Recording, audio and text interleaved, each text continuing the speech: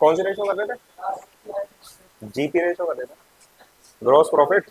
हाँ, gross profit हो गई थी कि चल रही थी? हो गई थी।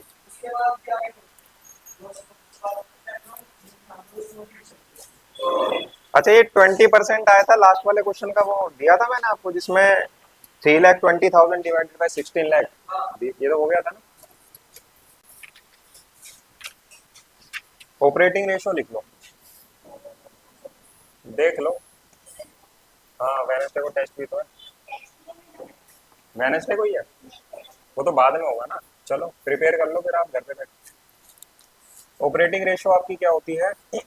सीओजीएस, जिसको cost of revenue for operations भी बोलते हो आप, वही रख लो। ऑपरेटिंग एक्सपेंसेस इसमें ऐड कर दोगे आप। ऑपरेटिंग एक्सपेंसेस क्या होते हैं? ये तो मुझे लग रहा है उस दिन भी चर्चा हो रही थी परसों सर के साथ भी आपकी। क्या होते हैं? ड्यूरिंग, जिस पीरियड ऑफ टाइम पे आपका रेवेन्यू जनरेट हो रहा है ना, उस रेवेन्यू जनरेशन के टाइम पे होने वाले जो खर्चे हैं वो सारे ऑपरेटिंग में काउंट हो। और इसका एक फॉर्मूला और दिया हुआ है, पता नहीं लगेगा नहीं लगेगा, operating cost divided by revenue from operations into 100, percentage में निकलता है, ध्यान रखना है आपको। सारी रेशो परसेंटेज रेशो है। सीओजीएस का तो फॉर्मूला पता ही है आपको, बताना जरा, थोड़ा सा रिवीजन भी हो जाएगी। पता है तो कौन सा वो वाला बताना जिसमें बहुत सारे आइटम्स थे। ओपनिंग इन्वेंट्री, इसमें हम क्या क्या एक्सक्लूड करते हैं ओपनिंग इन्वेंट्री में? मैंने दो चीजें बताई थी आपको। हाँ जी, एक्सक्लूड मतलब इसको हटा देते हैं। एक तो लूज टूल्स बताया था, लूज टूल्स हमेशा आप माइनस करोगे, और स्पेयर पार्ट्स लिख लो अगर नहीं लिखा है तो। जब भी आप ओपनिंग स्टॉक लेते हो कॉक्स में, या ओपनिंग इन्वेंट्री कुछ भी बोल लो, इसमें से क्या क्या एक्सक्लूड करते हो? एक तो लूज टूल्स, स्पेयर पार्ट्स, क्योंकि ये हमारी इन्वेंट्री का पार्ट है नहीं, ऑपरेटिंग का पार्ट नहीं होते ये। लूज टूल्स हो गए, स्पेयर पार्ट्स। लूज टूल्स भाई मशीन के कोई पार्ट्स हैं, अब ऐसा तो नहीं है कि हर दिन मशीन में से कुछ ना कुछ पार्ट निकलता है। और स्पेयर पार्ट्स भी क्या होता है, लिमिटेड, वही कभी कभी यूज होते हैं स्पेयर पार्ट्स भी। आपके मशीन में कोई पार्ट लगवा लिया नया, आपने असेंबल करवा लिया कुछ, तो ये इंक्लूड नहीं होता आपका ऑपरेटिंग ऑपरेटिंग वाले पार्ट में इसमें, इसलिए इनको एक्सक्लूड करा जाता है। प्लस परचेज, जिसको नेट परचेज बोलते हो, माइनस रिटर्न कर देते हो आप उसमें। प्लस में direct expenses minus closing inventory, और क्लोजिंग इन्वेंट्री में भी सेम यही होगा आपका जो ओपनिंग में कर रहे हो, loose tools minus spare parts, दोनों है अगर तो आप इसको माइनस कर दो। दूसरा फॉर्मूला क्या था? सेल्स माइनस जीपी, या sales plus gross loss. Sales minus gross profit और sales plus gross loss. Sir ji ने, नहीं नहीं, प्लस मैंने ग्रॉस लॉस बताया। अगर आप इस ट्रेडिंग अकाउंट को भी देखोगे ना, तो जीपी तो यही निकलता है, और सेल्स कहाँ होती है यहाँ पे, तो जब तक माइनस नहीं करोगे पता कैसे चलेगा भाई? एक तरफ के आइटम थोड़ी है, जीपी यहाँ थोड़ी निकाल सकता हूँ मैं, यही तो निकलेगा, इसलिए सेल्स माइनस जीपी होगा। ग्रोस लॉस कहाँ निकलता है, इसलिए प्लस होगा। सेम साइड प्लस होती है, डिफरेंट साइड डेबिट क्रेडिट वाली माइनस होती है। ऑपरेटिंग एक्सपेंसेस का लिख लो फॉर्मूला। ऑपरेटिंग एक्सपेंसेस क्या क्या होते हैं आपके? इसमें सबसे पहली चीज आती है आपकी employ benefit expenses, depreciation, indirect expenses PNL वाले आपके जो भी, वो सारे खर्चे आप याद कर सकते हो। कुछ अगर एक्स्ट्रा होता मैं बताता हूँ इसमें। एमोर्टाइजेशन एक्सपेंसेस हैं और अदर एक्सपेंसेस हैं, other than non operating expenses. Non operating expenses को नहीं लोगे आप, यहाँ पे ध्यान रखना। तो जैसे कि ऑफिस एक्सपेंसेस हो गया, administrative expenses, selling and distribution expenses, advertisement हो गया, एम्प्लॉयज बेनिफिट, ये तो वैसे ही कर लोगे आप, पहचान लोगे, लिखवाने की जरूरत है नहीं। ये लिखवा दो। पीएनएल के जितने भी खर्चे हैं वो सारे ऑपरेटिंग में काउंट होते हैं। ऑपरेटिंग कॉस्ट कैसे निकलती है? इसमें cost of material consumed, purchase of stock in trade, change in inventories होता है आपका, work in progress, stock in trade, वही, और इनडायरेक्ट प्लस डायरेक्ट दोनों खर्चों को आप मिला दोगे तब आपके ऑपरेटिंग कॉस्ट बन जाएगी। क्यों निकालते हैं वैसे, ये पता है आपको क्या रीजन है निकालने का? क्या तुड़वाओगे क्या? इसका निकालने का रीजन क्या है? ऑपरेटिंग रेशियो, इसमें दो रेशियोज हैं, एक तो ऑपरेटिंग रेशियो बोलते हैं और एक होता है ऑपरेटिंग प्रॉफिट रेशियो। दोनों का सम 100% के बराबर होना चाहिए अकॉर्डिंग टू रेशियो एनालिसिस। बताओ क्यों निकालते हैं? हम्म। हाँ भाई, सेल्स के रिस्पेक्ट में निकालो, नीचे सेल्स है ना, तो उस सेल्स को करने के लिए कितने आपकी ऑपरेटिंग कॉस्ट लग रही है। आप जब बिजनेस करते हो तो आपकी एक प्रोडक्ट बनाने में बहुत सारी चीजें होती है ना भाई, लाइटिंग का खर्चा है, बहुत सारी कॉस्ट होती है, अब वो इसलिए सीओजीएस में सेल्स के रिस्पेक्ट में आपको कॉस्ट।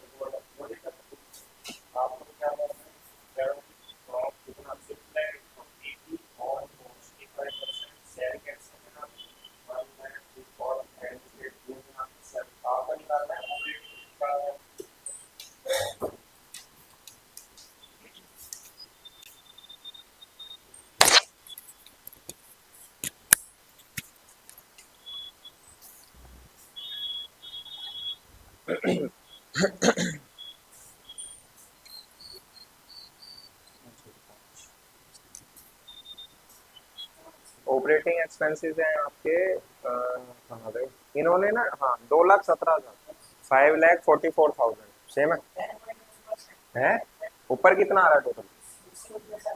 ठीक है ओ, दोनों लोग हैं ना, दोनों इंडायरेक्ट, हाँ पॉइंट में आएगा पर 100 से फालतू आएगा, ध्यान रखना डेसिमल में जाएगा। 680 है ना, तो 20, 80, 7, 7, 5, 5, 6, 4, 6, 5, चलो बड़ा टाइम लगा। ये है आपका 111.91।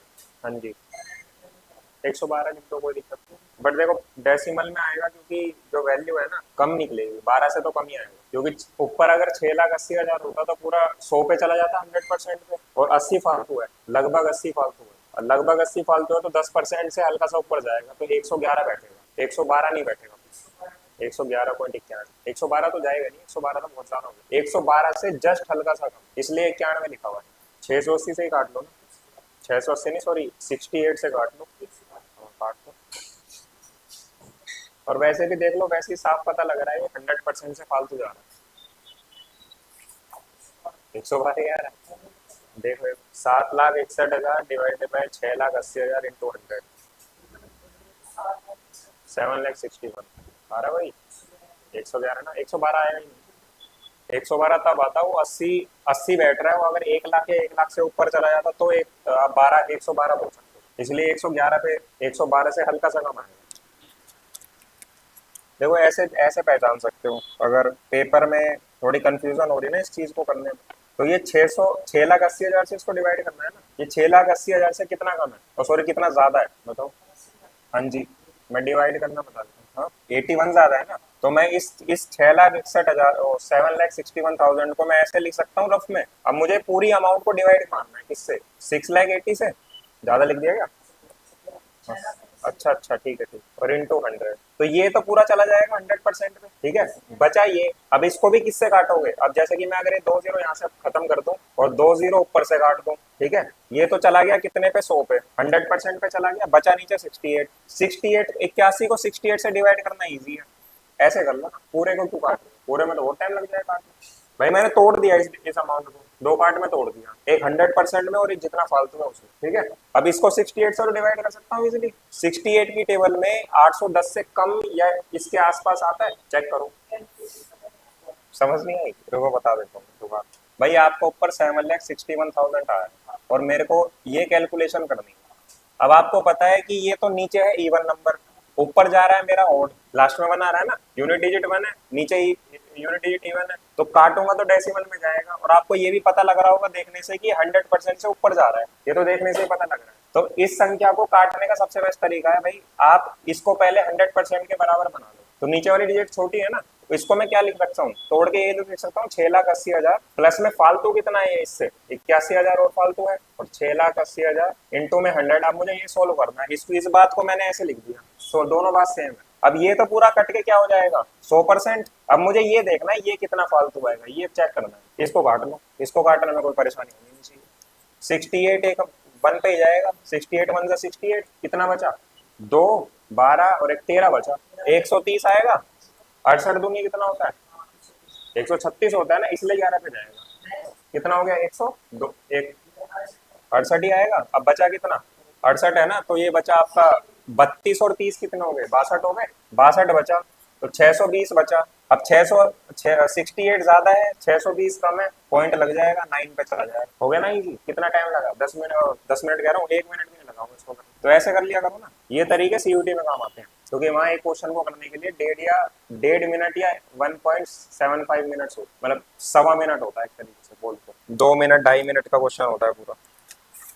चलो जी अगला लिख लो एक क्वेश्चन। ऑपरेटिंग कॉस्ट दे रखी है आपको 6,80,000, ऑपरेटिंग एक्सपेंसेस दे रखे हैं 80,000, ग्रॉस प्रॉफिट रेशियो दिया हुआ है 25%, जीपी रेशियो दे रखा है 25% का, कैलकुलेट ऑपरेटिंग रेशियो। तुम्हें बताते नहीं है स्कूल में ये सब छोटी छोटी चीजें, ये बतानी चाहिए, ऐसे तो लेके बैठा रहेगा डिवाइड में बच्चा, ओड से इवन काटता रहेगा, एक एक 2-2 मिनट तक कटेगा ही नहीं। जितनी बड़ी संख्या होती है ना नीचे, उतना मुश्किल होता है डिवाइड करना, जितनी छोटी कर दोगे आप उतना ईजी रह जाएगा। और मुझे एक चीज बताना आप लोग की ऑपरेटिंग कॉस्ट बड़ी होती है ऑपरेटिंग एक्सपेंसेस, ऑपरेटिंग कॉस्ट बड़ी होती है, कॉस्ट बड़ी होती है, सब सारी चीजें कॉस्ट के अंदर आ जाती है ऑपरेटिंग कॉस्ट के अंदर, एक्सपेंसेस भी दे रखे हैं, क्या करोगे? नहीं, माइनस करोगे ना, ऑलरेडी ऑपरेटिंग कॉस्ट में ही 80,000 रुपए का अमाउंट इंक्लूड है और अलग से भी दे रखा है, कॉस्ट भी तो लिखा है पीछे, ये देखो ना, बात तो सेम ही है। आप ऑपरेटिंग एक्सपेंसेस में कॉस्ट ऐड कर दो सीओजीएस, तब भी ये ऑपरेटिंग कॉस्ट निकल जाएगी। तो आपको ये भी दे रखा है और ये भी दे रखा है, तो जब तक आप इसमें से ये माइनस नहीं करोगे एक्चुअल ऑपरेटिंग कॉस्ट या ऑपरेटिंग एक्सपेंसेस आपको पता नहीं लगेगा कि कितने हैं। तो वो कर दो, उसको निकालने के लिए आपका सीओजीएस निकल जाएगा बेसिकली आपका, ऑपरेटिंग में से आप माइनस करोगे।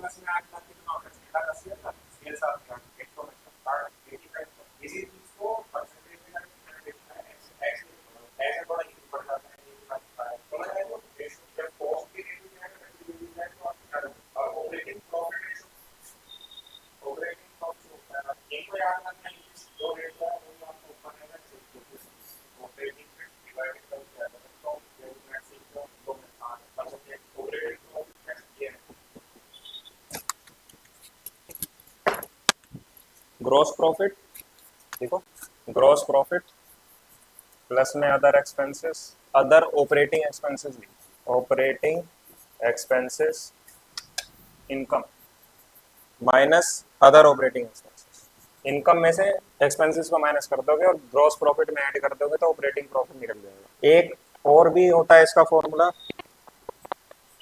NPBT plus non operating expenses या losses minus non operating income, ठीक है जी। और एक और दे रखा है, तीनों ही लिख लो, क्या पता काम आ जाए। रेवेन्यू फ्रॉम ऑपरेशंस माइनस में ऑपरेटिंग कॉस्ट, जब आप सेल्स में से ऑपरेटिंग कॉस्ट माइनस कर दोगे तो भी आपका ऑपरेटिंग प्रॉफिट निकल जाता है। वही है, उसी बात को बताया गया है जो हम उसमें लिखते हैं, ट्रेडिंग अकाउंट में लिखते हैं, वही सेम चीज दे रखी है आपको। अच्छा, नॉन ऑपरेटिंग इनकम्स और एक्सपेंसेस कौन से होते हैं? हाँ जी, जो बिजनेस से डायरेक्टली लिंक नहीं होते, जैसे कि profit on sale of machine non operating है, डेली थोड़ी करोगे। Loss on sale of fix assets, long term borrowings, daily loan तो लेता नहीं है कोई बिजनेस में, तो जो कभी कभी होने वाली चीजें हैं वो सारी नॉन ऑपरेटिंग है, डिपेंड करता है खर्चा है या इनकम, ठीक है जी।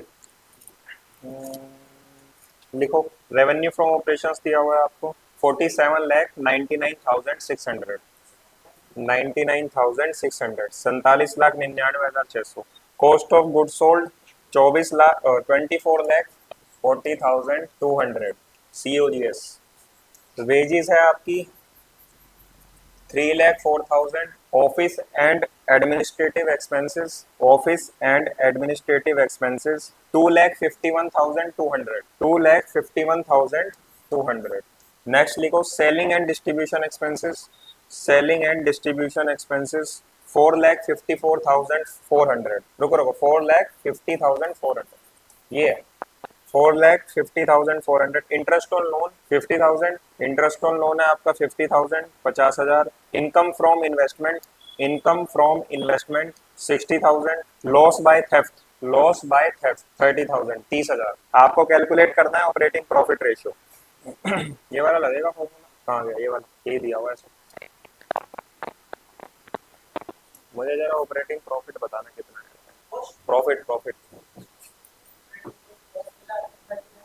कितना है जी, नहीं निकाला। वेजेस को इंक्लूड करा है क्यों? तो सीओजीएस दे तो रखा है। सीओजीएस मींस सारे डायरेक्ट एक्सपेंसेस ऑलरेडी इंक्लूड होते हैं उसमें सीओजीएस में, कॉस्ट ऑफ गुड्स सोल्ड। तो आप वेजेस को क्यों अलग से ले रहे हो? वेजेस के 3,04,000 रुपए ऑलरेडी सीओजीएस के अंदर है, तो आप उसको लोगे। आगे ना सही, तो ध्यान रखना जब सीओजीएस दे रखा हो और कोई भी डायरेक्ट एक्सपेंस दे रखा हो जो कि ट्रेडिंग का पार्ट है, ट्रेडिंग अकाउंट का पार्ट, तो आप सीओजीएस कंसीडर करना। आप ये कंसीडर करोगे कि ऑलरेडी उस सीओजीएस के अंदर उसकी वैल्यू इंक्लूडेड है। वेजेस आपका डायरेक्ट एक्सपेंस है। कर लो। हाँ, इसका अमाउंट थोड़ा वैसा है आपका 34.54, 16,57,800, सही है। सैलरी तो आपका इनडायरेक्ट एक्सपेंस है ना, तो डायरेक्ट इंक्लूड होता है सीओजीएस में। कोई भी डायरेक्ट होगा ना, जैसे वेजेस हो गई, ऑक्ट्रॉय हो गई, जो ट्रेडिंग में हम पढ़ते थे 11th क्लास में, वो सारा सीओजीएस का पार्ट होता है। तो सीओजीएस दे रखा है और डायरेक्ट एक्सपेंस दे रखा है, तो आप सीओजीएस उठाओ, या तो पूरा सीओजीएस उठाओ या उसमें से वो माइनस करके लो। वैसे सीओजीएस ही उठाओ। हो गया।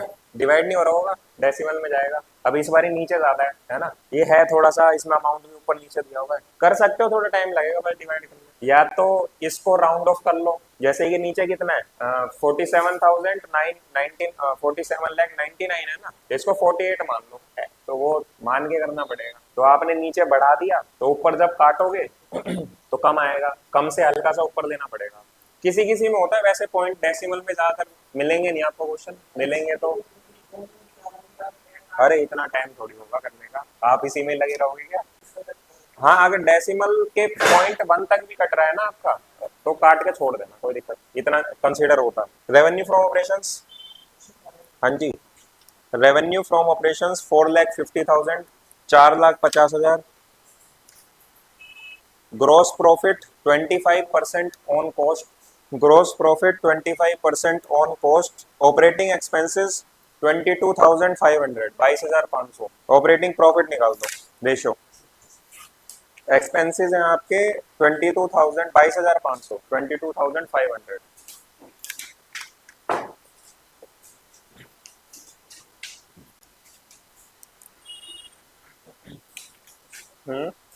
रेशो आपका सीओजीएस कितना है? हाँ जी, ऑपरेटिंग कॉस्ट निकालोगे ना। ऑपरेटिंग प्रॉफिट के लिए पहले आपको ऑपरेटिंग कॉस्ट निकालनी। ऑपरेटिंग प्रॉफिट कितना है? 67,500 आ गया। और नीचे सेल्स इंटू 100 कर दो, 15%। हाँ सही। फॉर्मूला कौन सा लगाया? ऑपरेटिंग कॉस्ट वाला लगाया होगा एक तो, जिसमें COGS plus operating expenses, gross profit minus. अच्छा अच्छा, ठीक है ठीक है। ऑपरेटिंग प्रॉफिट वाला लगा दिया होगा ना, ग्रॉस प्रॉफिट प्लस माइनस में ऑपरेटिंग एक्सपेंसेस। ठीक है ठीक। क्या हुआ बताओ, कुछ गड़बड़ है तो।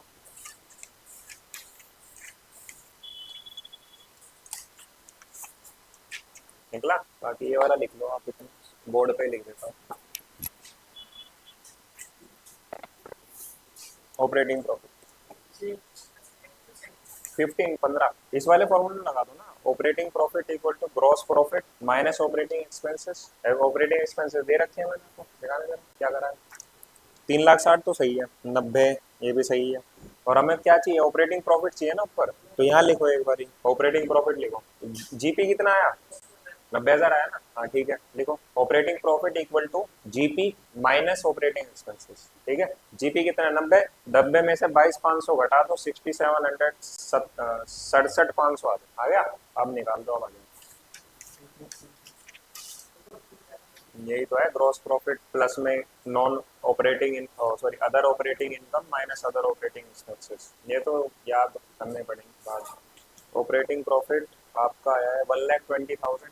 हाँ जी। सीओजीएस 6,40,000 है आपका। इसमें आपको ऑपरेटिंग कॉस्ट भी दे रखी है ना, और ऑपरेटिंग एक्सपेंसेस भी दे रखे हैं।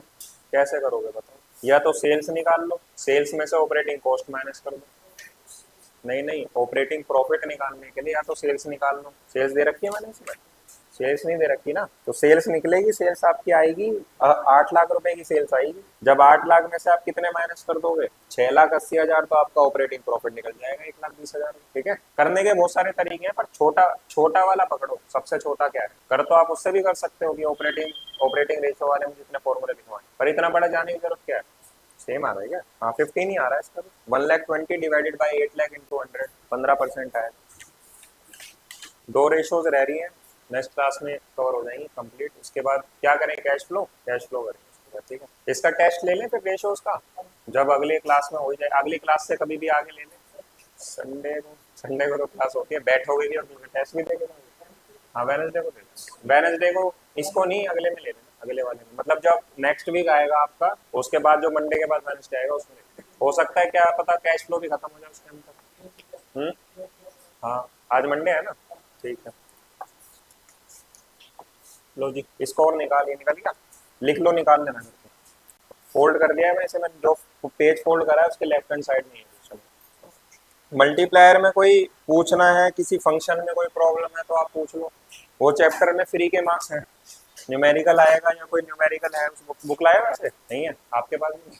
एक्सेस और ये इन्फ्लेशनरी डिफ्लेशनरी गैप बताया होगा आपको क्लास में।